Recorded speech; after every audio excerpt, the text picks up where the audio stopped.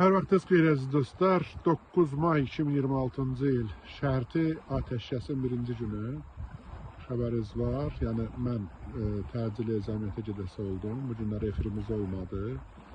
İnşallah yəqin gecə qayıda biləcəm. Amma gec olacaq bugün görüşməyimiz. Yəqin sabah görüşə bilərik. Təcili gedəsi oldum. Onsuz dənizlərin birinin yanındayım. Siz də görürsünüz. Haradayım nəsə onu deyə bilmirəm.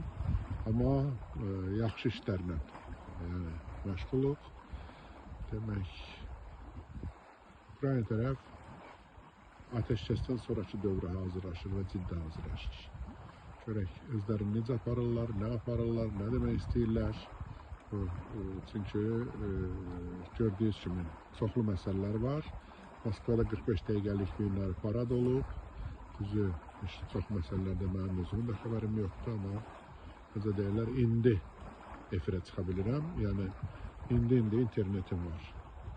Sağ olun dostlar, salamat qalın, inşallah görüşəcəyik. Allah amanında özünüzü qoruyun, çünki hələ görəcəyimiz işlər çox. Hələlik sağ olun.